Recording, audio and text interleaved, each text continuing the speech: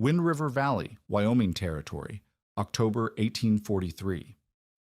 While experienced trappers rushed to complete their cabins before winter, 34-year-old Michel Rousseau was still building in late September, methodically packing 4 feet of powder snow against his log walls. His neighbor James McCready, a seasoned mountain man who'd survived 12 Wyoming winters, watched in disbelief. "Snow belongs on the ground, not on your house," McCready called out, voicing what every trapper knew: exposed walls dried properly. Snow against wood meant rot and cold. They called Rousseau's method wasteful. They called him a fool. But Rousseau had learned something different during 7 years trapping in northern Manitoba, where Métis hunters use snow as nature's most effective insulator.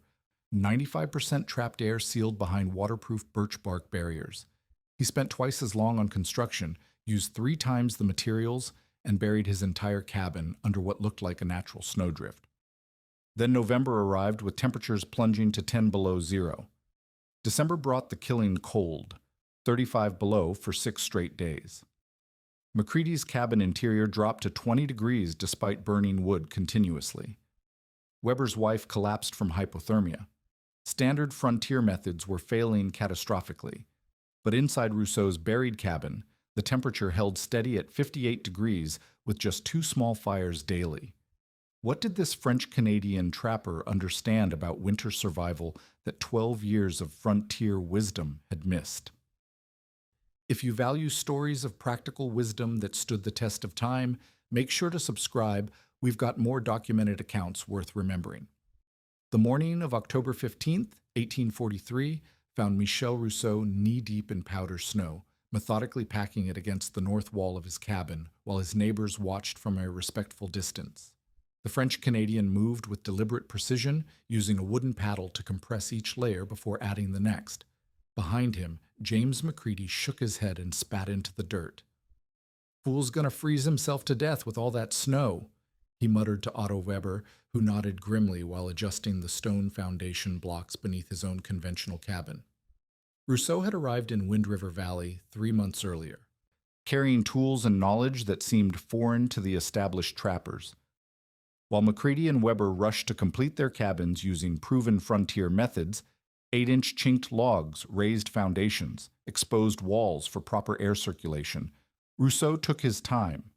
He selected his timber with unusual care, rejecting logs that others would have gladly used.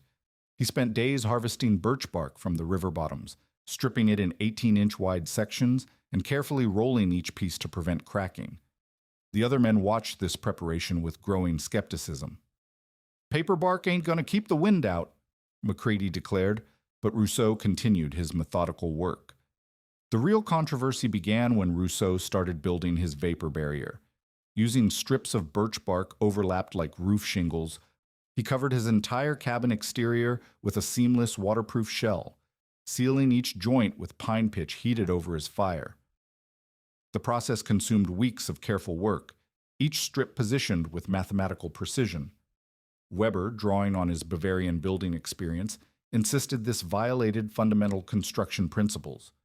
"Wood needs to breathe," he explained to anyone who would listen.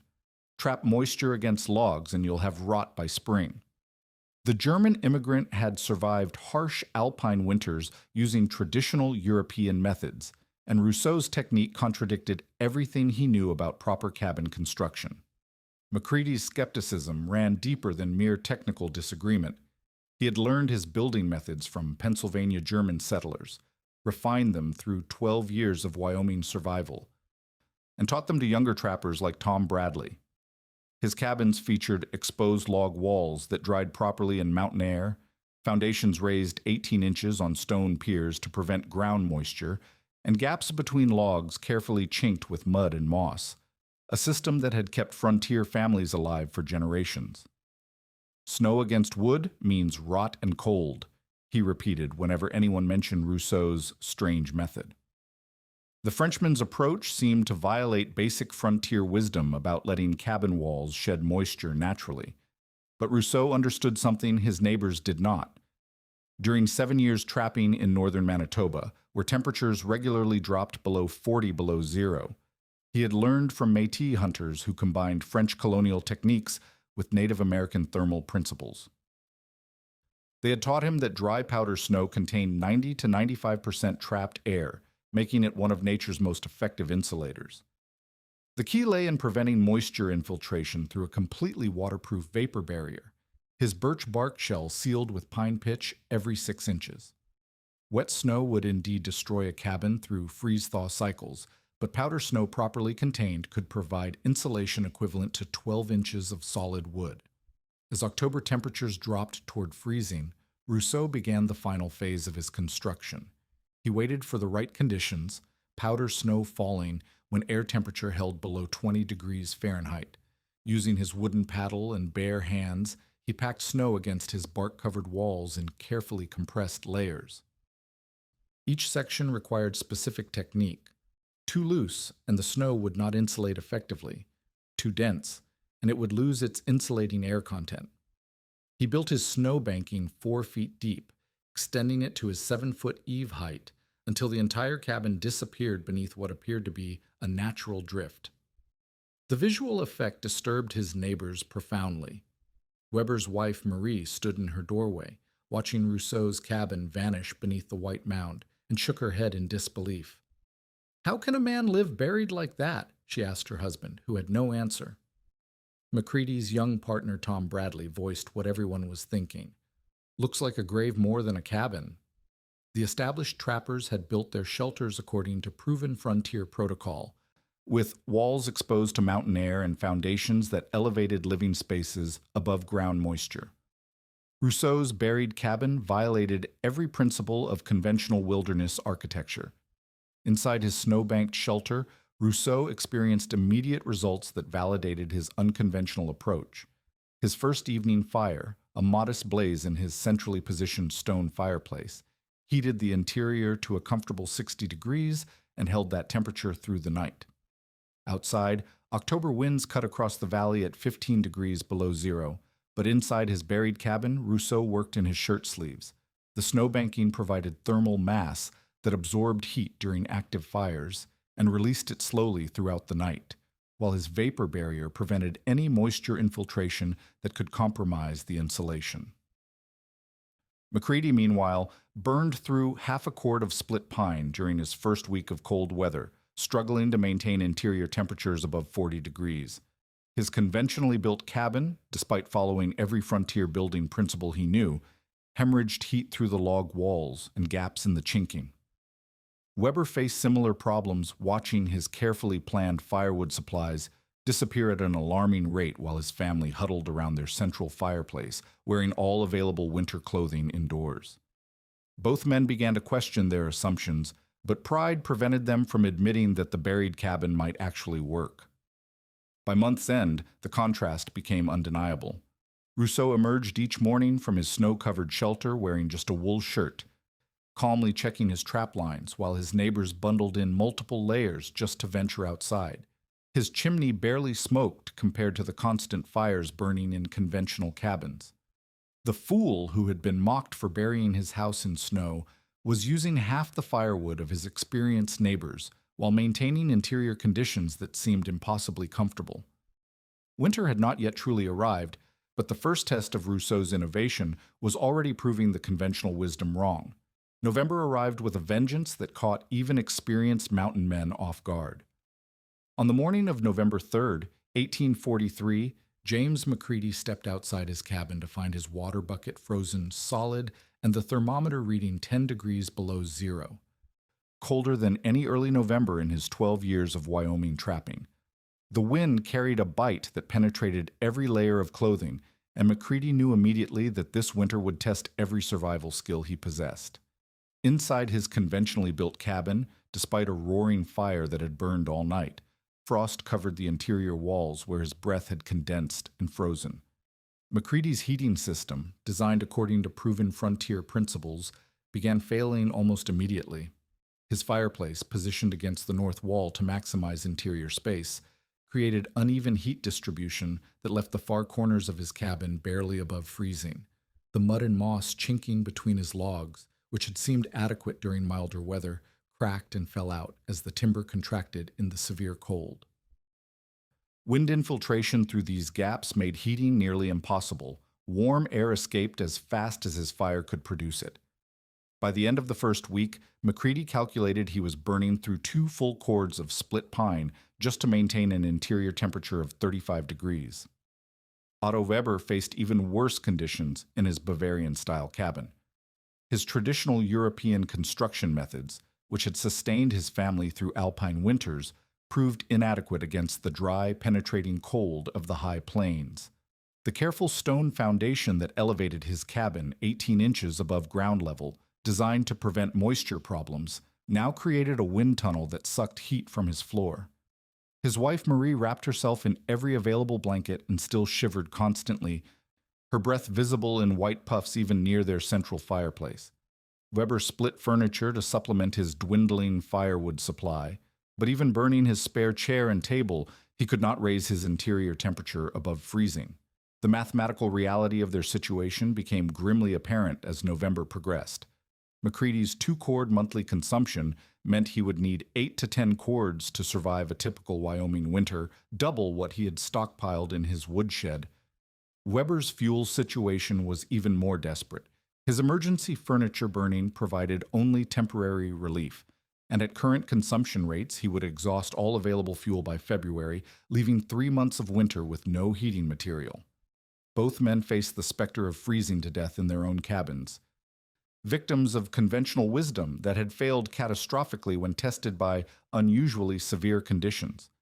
Meanwhile, the mysterious performance of Rousseau's buried cabin defied every principle the experienced trappers thought they understood. Each morning, Macready watched in growing bewilderment as barely visible smoke rose from the snow-covered mound that concealed the French-Canadians' shelter. The chimney opening, the only evidence that a human dwelling lay beneath the white drift, emitted perhaps 1/10 the smoke of conventional cabins. Macready timed Rousseau's fires and discovered the pattern. One modest blaze at dawn, another at dusk, nothing more. Yet somehow, this minimal heating sustained comfortable living conditions inside what appeared to be a snow cave. The science behind Rousseau's success remained invisible to his neighbors, who could not see the thermal dynamics occurring within his snow-banked walls. His 4-foot snowbanking created a thermal mass system that absorbed heat during active fires and released it slowly throughout the day and night. The powder snow, with its 95% air content, provided insulation equivalent to 8 inches of solid wood. More importantly, his centrally positioned fireplace distributed heat evenly throughout his interior space, while his waterproof birch bark vapor barrier prevented moisture infiltration that would have compromised the snow's insulating properties. The result was a thermal system that worked with natural forces rather than fighting against them. Weber's wife, Marie, was the first to voice what both families were beginning to suspect. "Maybe that Frenchman knows something we don't," she suggested quietly to her husband as they huddled around their inadequate fire. Weber's pride bristled at the suggestion. His Bavarian building methods represented generations of European winter survival knowledge, refined through centuries of alpine living. The idea that foreign nonsense could surpass proven techniques challenged his fundamental understanding of proper construction. "Snow can't be warmer than air," he insisted, even as he watched his firewood supplies disappear at an unsustainable rate. Macready's skepticism ran even deeper, rooted in 12 years of successful frontier survival using methods learned from Pennsylvania German settlers and refined through hard experience. His building techniques had sustained him through previous harsh winters, and admitting their inadequacy would require acknowledging that everything he thought he knew about wilderness shelter was wrong. "Man can't live buried like a bear," he maintained stubbornly, even as his own cabin became increasingly uninhabitable despite constant fires. His young partner Tom Bradley, showing early signs of cold exposure despite wearing multiple layers indoors, began questioning whether pride was worth freezing to death. By month's end, the contrast between conventional and innovative approaches had become impossible to ignore. Rousseau emerged from his snow-banked shelter each morning wearing just a wool shirt and leather vest, moving with the easy confidence of a man who had slept warm and comfortable. His firewood consumption remained constant at half a cord per month, less than McCready burned in a single week. Meanwhile, his neighbors struggled to maintain basic survival conditions despite burning fuel at rates that would exhaust their supplies long before spring. The fool, who had buried his cabin in snow, was demonstrating superior winter survival through what his neighbors still refused to acknowledge as superior traditional knowledge. The temperature differential told the complete story of conventional wisdom's failure. McCready's cabin interior averaged 35 degrees despite constant heating, while Weber's family endured temperatures barely above freezing even when burning furniture. Inside Rousseau's buried shelter, conditions held steady at 58 to 62 degrees with minimal fuel consumption. November's test had revealed the devastating inadequacy of accepted frontier building methods when confronted with severe cold, while simultaneously proving that traditional knowledge, properly applied, could transform winter from an enemy into a manageable seasonal challenge. December arrived like a death sentence across Wind River Valley.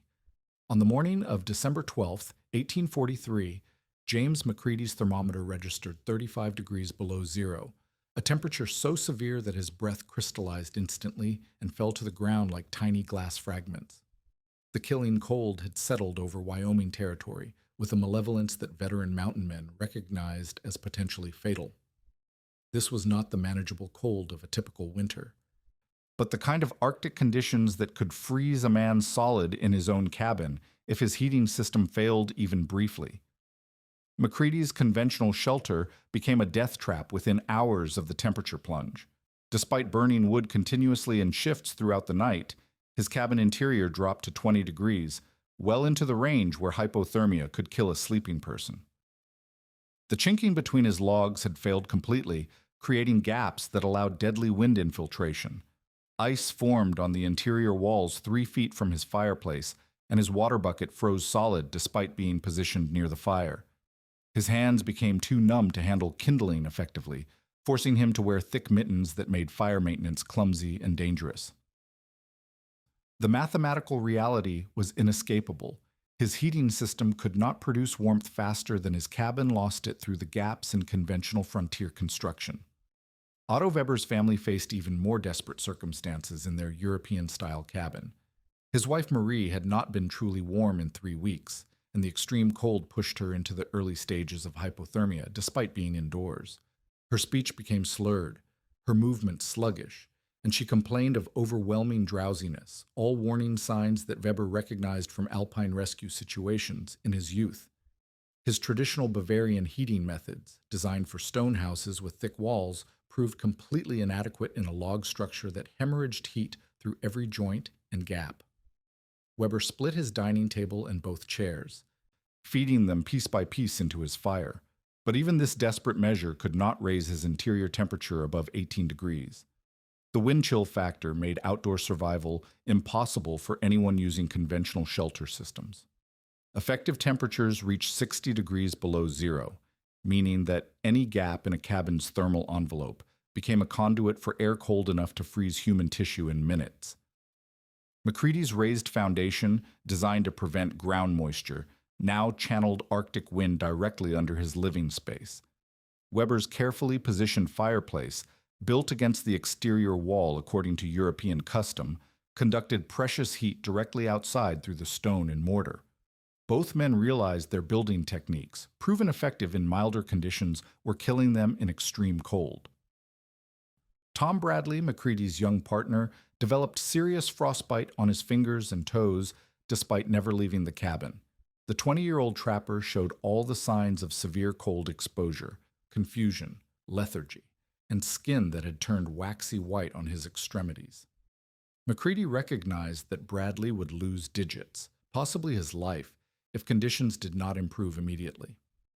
The veteran mountain man faced the terrible realization that his 12 years of frontier experience meant nothing against cold this severe. His proven survival methods were proving inadequate to keep his partner alive, even though they remained inside a heated shelter. Meanwhile, Rousseau's snow-banked cabin performed exactly as Métis traditional knowledge predicted it would. Inside his buried shelter, temperatures held steady between 55 and 58 degrees throughout the 6-day cold snap. His thermal mass system absorbed the modest heat from his twice-daily fires and released it slowly, maintaining comfortable conditions with fuel consumption that remained unchanged from November. The extreme exterior temperatures barely registered inside his snow-insulated walls, demonstrating the effectiveness of using nature's own materials as thermal barriers. His birch bark vapor barrier prevented any moisture infiltration that could have compromised his snow insulation, while his centrally positioned fireplace distributed heat evenly throughout his living space. The contrast in living conditions became starkly visible through daily routines.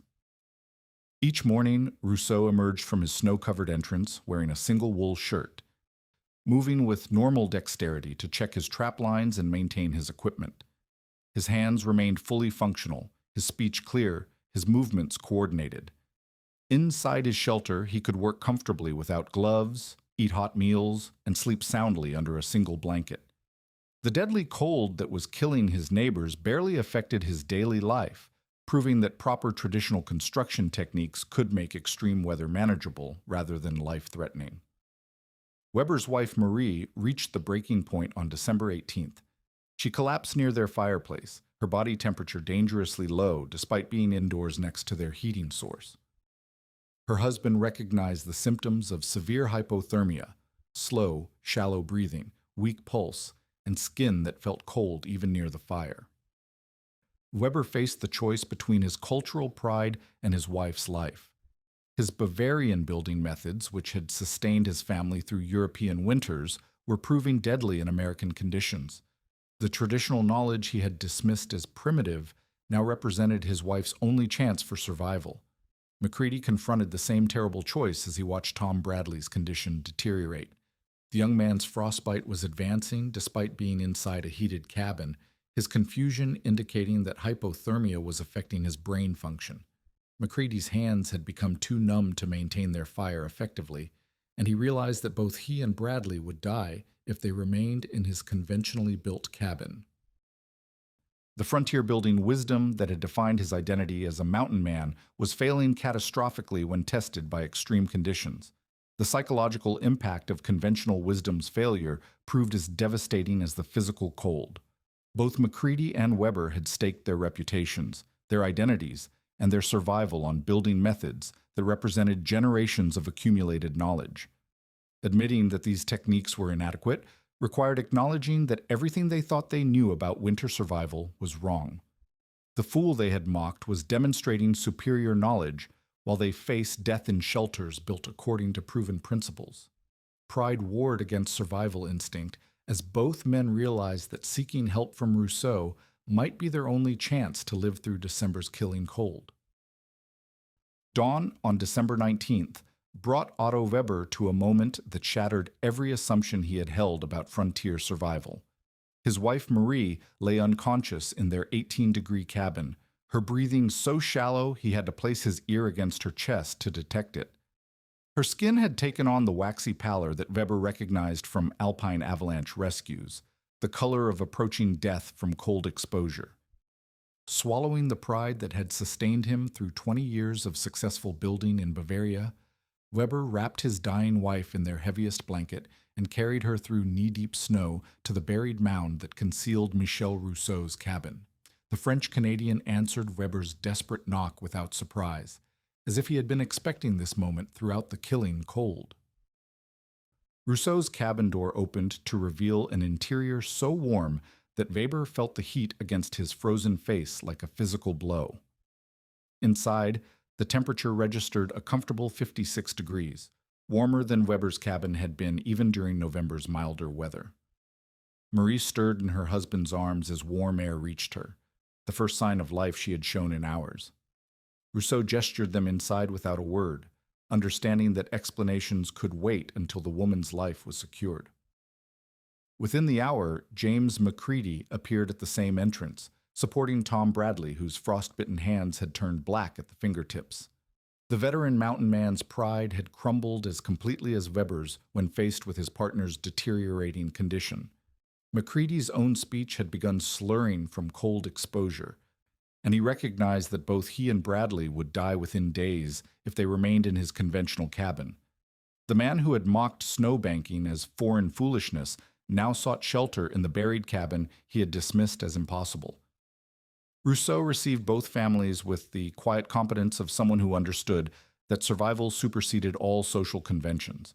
His cabin, designed for a single occupant, somehow accommodated 6 people comfortably while maintaining its remarkable interior temperature. The secret lay in his thermal mass system. The snow banking absorbed heat from his increased fires and distributed it evenly throughout the space, while his vapor barrier prevented any moisture problems despite the additional occupants. Marie Weber began recovering within hours, her body temperature gradually returning to normal in the consistently warm environment. As his neighbors recovered from their brush with death, Rousseau explained the traditional knowledge that made his success possible. Snow insulation worked because powder snow contained 90 to 95% trapped air, better insulation than any material available to 19th century builders. The critical factor was preventing moisture infiltration with a complete vapor barrier, which his birch bark shell provided when properly sealed with pine pitch. "Wet snow will kill you faster than no insulation at all," he explained, demonstrating how moisture destroyed the air pockets that made powder snow effective. But dry powder snow will save your life if you understand how to work with it instead of against it. The construction technique required precise knowledge of snow conditions and weather patterns. Rousseau taught his students to recognize sugar snow, the light, powdery snow that fell when temperatures held below 20 degrees Fahrenheit. This snow could be packed effectively for insulation, maintaining its air content while forming a stable thermal barrier. Wet snow, or snow that had melted and refrozen, would conduct cold rather than insulate against it, making proper timing essential for successful snowbanking. The vapor barrier had to be installed with shingle-like overlaps, each joint sealed with pine pitch, heated to exactly the right consistency for effective waterproofing. Macready and Weber spent the remainder of December learning to rebuild their shelters using Rousseau's method. The birch bark harvest required specific techniques. Strips had to be peeled during the right season, stored properly to prevent cracking, and installed with precise overlaps. Pine pitch collection and preparation demanded knowledge of tree selection and heating methods that neither man had previously considered important. The learning process humbled both experienced builders, forcing them to acknowledge that effective traditional knowledge often appeared deceptively simple while requiring deep understanding of natural materials and processes. The immediate results of proper snowbanking construction amazed both converts. Weber's reconstructed cabin achieved interior temperatures of 50 to 55 degrees with fuel consumption that dropped from his previous desperate rates to less than 2 cords per month. Macready's modified shelter performed even better, maintaining comfortable conditions while using 60% less firewood than his original conventional design. Both men marveled at the transformation. Their cabins had evolved from barely habitable death traps into genuinely comfortable winter homes through the application of traditional knowledge they had initially dismissed. Tom Bradley's recovery provided the most dramatic testimony to the superiority of Rousseau's method. The young trapper's frostbite began healing once he moved into consistently warm conditions, and his confusion cleared as his body temperature stabilized. Within a week, Bradley could use his hands normally again, though he bore permanent scars as reminders of how close conventional wisdom had brought him to death. His experience became a powerful advocate for snowbanking among younger trappers who had not yet committed to established building methods. Word of the technique's success spread through Wind River Valley's small trapping community with the speed typical of survival innovations that proved themselves under extreme conditions. By January's end, 5 additional trappers had adopted snowbanking for their shelters, each reporting similar dramatic improvements in heating efficiency and interior comfort. The method that had seemed impossibly primitive in October was becoming standard winter construction protocol throughout the region, validated by its performance during the harshest conditions veteran mountain men had ever experienced. Marie Weber's near-death experience became the catalyst that broke through cultural prejudices and male stubbornness throughout the trapping community. Her recovery in Rousseau's cabin provided undeniable proof that traditional knowledge, properly applied, could mean the difference between life and death during extreme weather. The woman whose collapse had forced her husband to abandon his European building prejudices became an unexpected advocate for adopting indigenous techniques that worked with natural forces rather than fighting against them. Her survival story convinced other families to consider innovations that challenged conventional wisdom but delivered superior results when tested by life-threatening conditions. Spring's arrival in 1844 revealed the complete vindication of Michel Rousseau's revolutionary approach to winter construction. As snow melted throughout Wind River Valley, the mathematical proof of his method's superiority became undeniable through simple arithmetic that every trapper could verify. Men who had adopted snowbanking survived the brutal winter comfortably using 3 to 4 cords of firewood total. Those who stubbornly maintained conventional methods barely survived, consuming 10 to 12 cords while suffering cold-related health problems that would affect them for years. The numbers told a story that no amount of pride or prejudice could refute.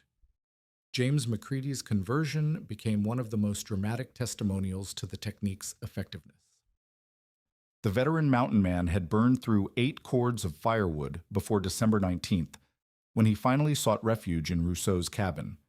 After rebuilding his shelter using snowbanking principles, McCready completed the winter using only 2 additional cords, a 70% reduction in fuel consumption, while achieving interior conditions more comfortable than anything he had experienced in 12 years of frontier building.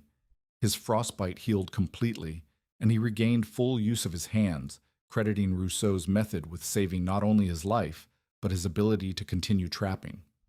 Otto Weber's transformation proved equally remarkable, though it carried deeper implications for the immigrant community throughout the territory.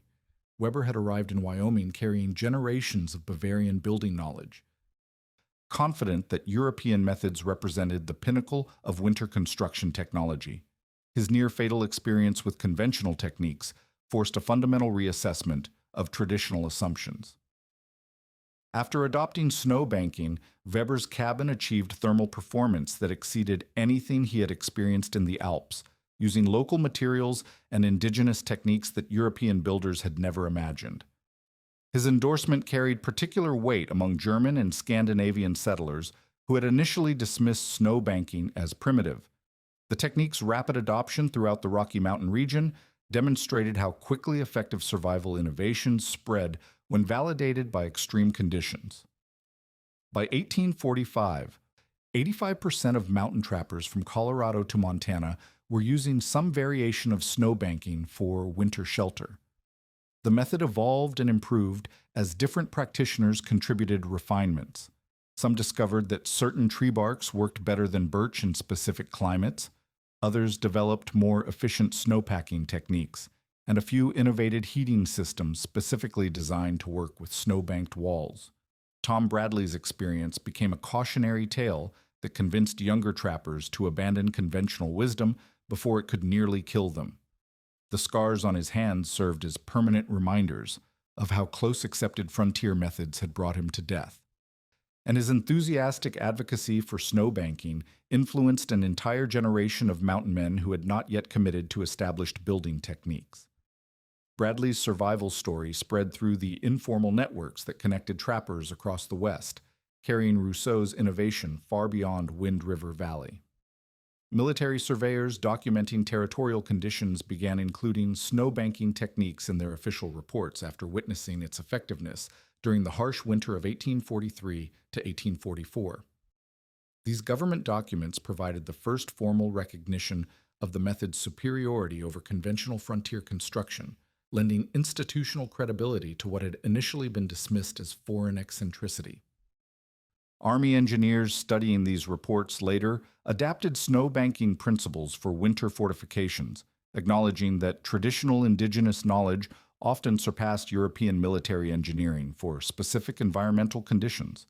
The scientific validation of Rousseau's method would not come until the 20th century, when researchers developed instruments capable of measuring the thermal properties of various insulating materials.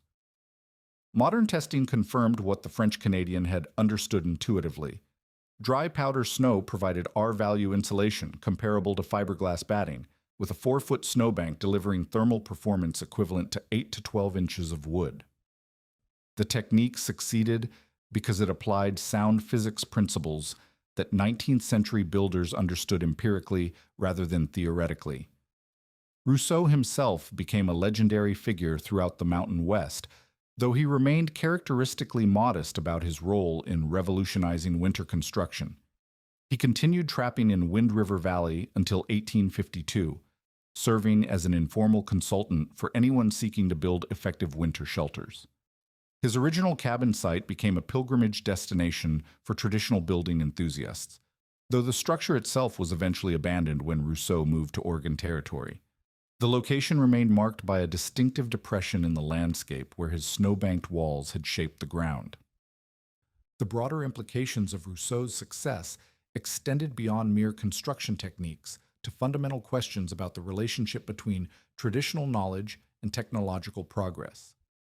His willingness to learn from Métis hunters, combined with his practical application of thermal principles that challenged conventional wisdom, demonstrated how effective innovation often emerged from combining different cultural approaches to common problems.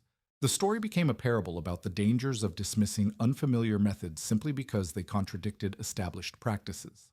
Marie Weber's recovery became symbolic of the technique's life-saving potential, particularly for families and women whose survival depended on men making sound construction decisions.